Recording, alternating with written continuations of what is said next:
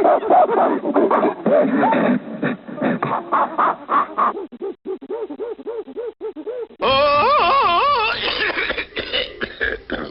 don't you go lick a baboon's ass? No, really. Why don't you go lick a baboon's ass? And it's time for another unbuckled, bumpy ride with your guide, the stark raving LEAN-atic himself. I'm Jim. Let's jump right in again.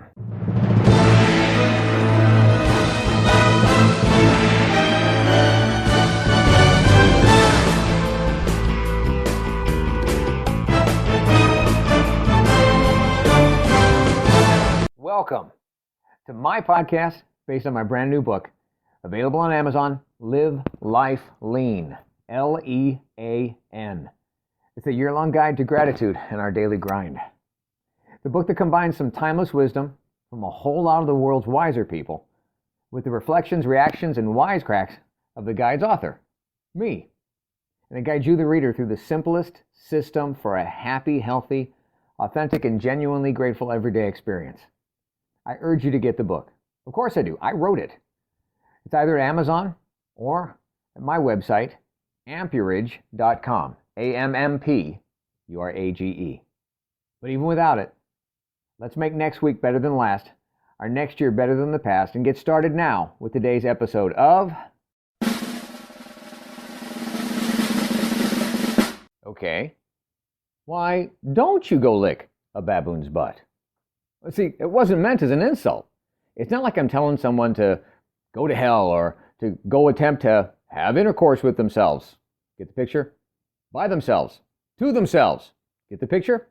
Wow, that takes forever to express. Okay, no wonder someone came up with the, go F yourself. It was a hell of a lot easier than all the other stuff. But licking a baboon's butt, why don't you?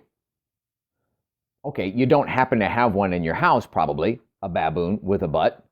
But there are other things out there you probably don't have in your house either. So, licking a baboon's butt, why don't you? Okay, I'm sure the answer or answers to this are easy to come by. For just about any and all of us that really think about it, we might not want to think about it, but if we do think about it, the answer is probably pretty easy to come by. Spoiler alert, here's what I'm getting at. For those who don't know my backstory, I've been in the fitness game for almost 40 years. I've owned gyms, I've learned from some of the best people, and I've been lucky enough to train some of the best people. Kind of goes, come here, come there, that type of thing. So now you know a little bit about my background. And though I'm not anti-drugs or drink on a universal level, I've never tried marijuana.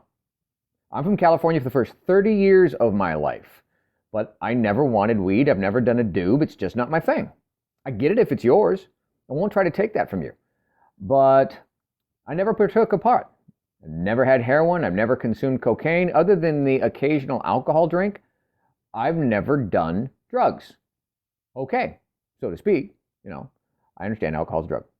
But whenever people ask me why don't I try, or why don't I do, or why am I not curious about drugs just for drugging's sake, well, this, what I said before, is really what crosses my mind. And it should probably become my de facto response to say, see, why don't you go lick a baboon's ass?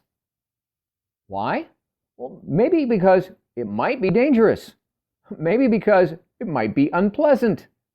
Maybe because it just never crossed your mind to. Well, but they might say, but how do you know if it's dangerous? How do you know if it's unpleasant? Or should it be more on your mind and in your consciousness unless you try it, unless you try licking a baboon's ass? At least once. Come on. Aren't you being a little closed and narrow-minded to at least not lick a baboon's butt just once to know for sure? The same can be said for so many things that people try to tempt you with. Drugs, dangerous thrill-seeking, infidelity, dating or doing a gender that you don't desire. Yeah, I went there, I dared go there, but I believe that if you've made it this far into the Why Don't You Go Lick a Baboon's Ass podcast episode, you're not snowflake squeamish, etc., etc., etc. So, pretty sound argument that we already have here. Why don't I? Well, maybe, again, it might be dangerous. Maybe because it might be unpleasant. Maybe it just never crosses your mind to. And that goes for both baboon butts and Bob Marley ganja. And yet, some folks just can't take no and know your limits for an answer. Why? Why do people act that way? Two terms of tough talk to toss out here: justification and loneliness. We've heard it. See, misery loves company. Been that way forever, all the way back to biblical times, okay? Eve did something. She wrestled with her unconscious and didn't want to take that walk through the valley of shadows all solo. So, here, Adam, take a bite. Just a nibble. Side note, I don't know, honestly, many a man, when their woman offers up a bite of temptation with the persuasive, here, have just a nibble. Damn, Sam, that is so hard to say no. Okay, I'm getting pulled down by gravity. Let's go back to reality here. All right, and back in the biblical thing, and Satan, the representation of Satan, even the serpent, even Satan, was lonely. I'm not feeling sorry for him, I'm just saying. He was lonely way back when, after the fall. Wanted company, by the way, still does. Just like so many other people that want company from others who make the same, possibly shamed, shadowed choices. But it's not like that for all kinds of lonely. All kinds of alone, it doesn't all bring out the misery, where misery loves company. What do I mean? You ever heard that it's lonely at the top? Maybe. It may be lonely for those who are champions, who are at the top of their respective games. There are moments that it's lonely, but somehow it doesn't seem to bring out that same misery. The kind of misery that loves company. The kind of misery that loves company so much that it tries to convince others to do what they did and meet them at the top so they're not alone anymore. Not lonely anymore. Not miserable. Why? Not that kind of miserable. They're not. Here's what I mean. Ever notice how when a world champion comes to the point where they become the best at something? I've never seen this happen, have you? They don't go around to the rest of the world and say to them, hey, why don't you do what I do and come join me at the top of the heap? Come train, come sweat, come sacrifice the way I did, knock me out of my top spot, so I'm not lonely in the top spot anymore. Because it's so lonely at the top. Yeah, it's lonely at the top, but it's not that kind of lonely. Not the misery loves company lonely.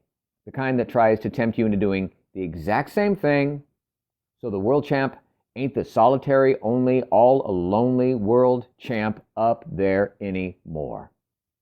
The misery, the fallen, yeah, they do that, don't they? We do that, don't we? When we're miserable, we do that, don't we? We tempt others. We tempt others to try what will try and test their toughness, even when they've never even expressed any interest. They didn't ask. Even when they didn't ask our opinion. I do love the phrase about opinions, that joke about opinions. And yeah, I know I'm giving you my opinion here now, but the fact that you've listened this far into the podcast honestly implies that you're at least mildly interested. Even at first you didn't ask, but that quote I'm talking about, yeah. Opinions are like ask holes. Yeah, I sugar-coated it when I said it. I PG'd it for you. Opinions are like ask holes. Everybody has one.